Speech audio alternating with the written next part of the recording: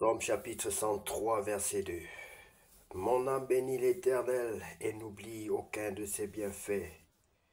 Psaume chapitre 103, verset 2. Bonjour bien-aimés, c'est l'heure de la prière et de la repentance en ce dimanche 25 mai 2025.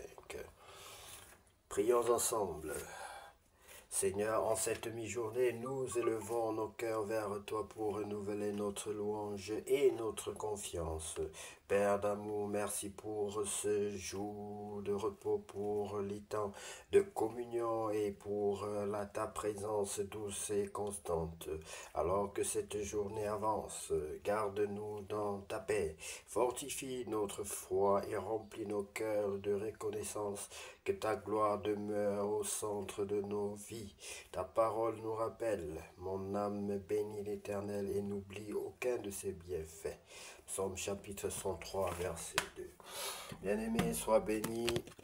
Si tu n'as jamais reçu le Seigneur Jésus-Christ dans ta vie comme ton sauveur personnel et ton Seigneur, je vais t'inviter à le faire aujourd'hui avec nous, bien-aimés.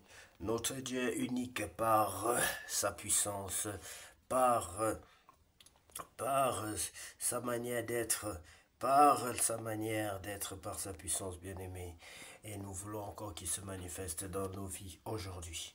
Nous allons lire la parole de Dieu dans le livre de Deutéronome chapitre 2, mais bien avant, je vais inviter quelqu'un à recevoir Jésus-Christ dans sa vie comme son sauveur, à devenir chrétien, à se repentir de ses fautes. Tu vas dire, Seigneur Jésus-Christ, je reconnais que je suis un pécheur. Seigneur Jésus-Christ, je reconnais que je suis un pécheur. Je t'invite dans ma vie comme mon sauveur personnel et mon Seigneur. Je t'invite dans ma vie comme mon sauveur et personnel et mon Seigneur. Prends le plein contrôle de ma vie, Seigneur. Prends le plein contrôle de ma vie, Seigneur. Sans toi, je ne suis rien et je ne peux rien faire sans toi. Sans toi, je ne suis rien et je ne peux rien faire sans toi. Je te demande pardon, Seigneur, pour toutes mes fautes. Je te demande pardon, Seigneur, pour toutes mes fautes. Baptise-moi et remplis-moi de ton Esprit Saint. Baptise-moi et remplis-moi de ton Esprit Saint. Je t'en supplie, Père Saint, au nom de Jésus-Christ de Nazareth. Amen. Bien-aimé, sois béni. Si tu as fait cette prière, sache que c'est ton jour de fête aujourd'hui. Dans le ciel, le Seigneur prépare une grande fête pour t'accueillir dans sa maison. Sois béni, bien-aimé, au nom de Jésus-Christ. Lisons la parole de Dieu dans le livre de Deutéronome chapitre 2. Pérégrination et conflit dans le désert. Nous nous tournâmes et nous partîmes pour le désert par le chemin de la mer Rouge, comme l'Éternel me l'avait ordonné. Nous suivîmes longtemps les contours de la montagne de Séhir. L'Éternel me dit, vous avez assez suivi les contours de cette montagne. Tournez-vous vers le nord. Donne cet ordre au peuple. Vous allez passer à la frontière de vos frères, les enfants d'Ésaü, qui habitent en Séhir. Ils vous craindront, mais soyez bien sur vos gardes.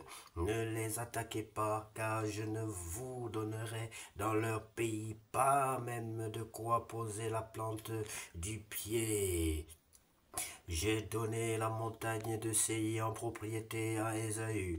Vous achèterez d'eux à prix d'argent la nourriture que vous mangerez, et vous achèterez d'eux à prix d'argent même l'eau que vous boirez, car l'Éternel ton Dieu t'a béni dans tout le travail de tes mains. Il a connu ta marche dans ce grand désert. Voilà 40 années que l'Éternel ton Dieu est avec toi. Tu n'as manqué de rien.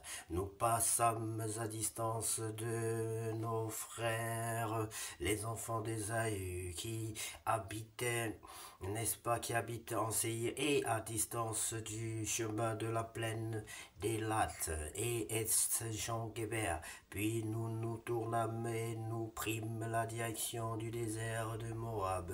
L'Éternel me dit, n'attaque pas Moab et ne t'engage pas dans un combat avec lui, car je ne te donnerai rien à posséder dans son pays. C'est aux enfants de Lot que j'ai donné Ar en propriété.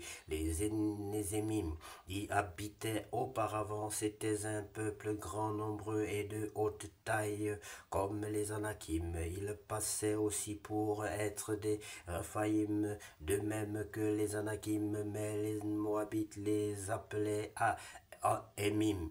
C'était habité autrefois par les Oriens, les enfants d'Ésaü, les chassèrent, les détruisirent devant eux et s'établirent à leur place, comme l'a fait Israël dans le pays qu'il possède et que l'Éternel lui a donné.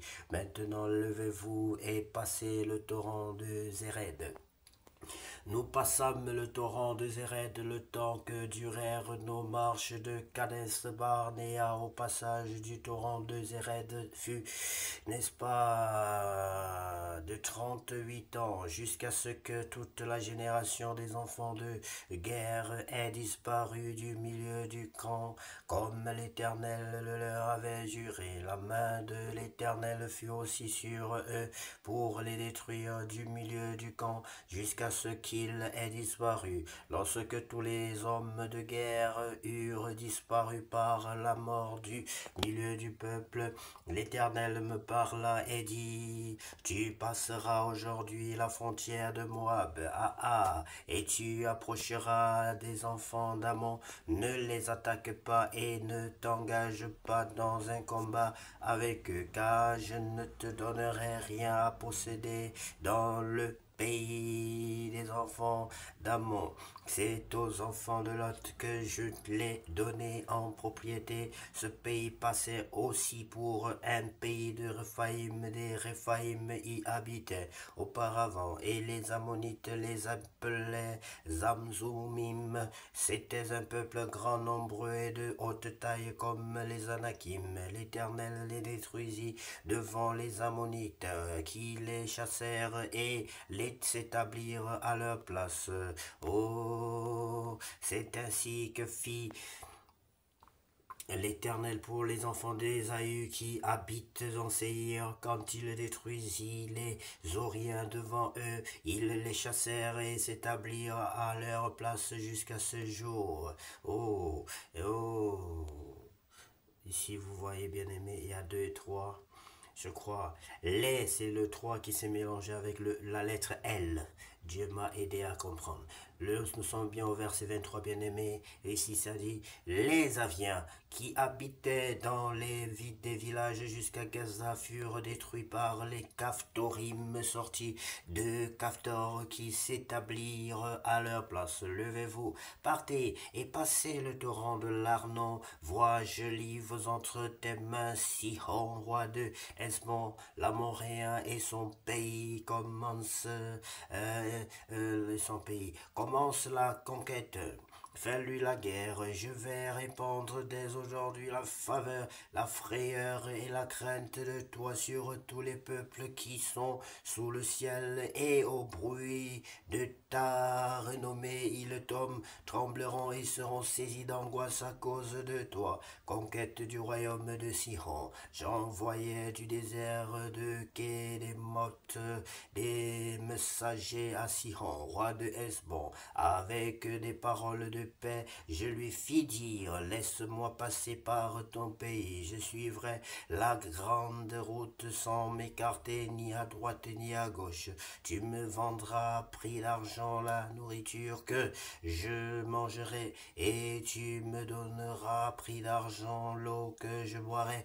Je ne ferai que passer avec mes pieds. C'est ce que m'ont accordé les enfants d'Ésaü qui habitent en Séir, les Moabites qui demeurent à accorde-le aussi jusqu'à ce que je passe le Jourdain pour entrer au pays que l'Éternel notre Dieu nous donne. Mais Sihon, roi de Hesbon, ne voulut point nous laisser passer chez lui, car l'Éternel ton Dieu rendit son esprit inflexible et endurcit son cœur, afin de le livrer entre tes mains, comme tu le vois aujourd'hui. L'Éternel me dit: vois, je te livre dès maintenant Sihon et son pays. Sihon sortit à notre rencontre avec tout son peuple pour nous combattre à Jahatz.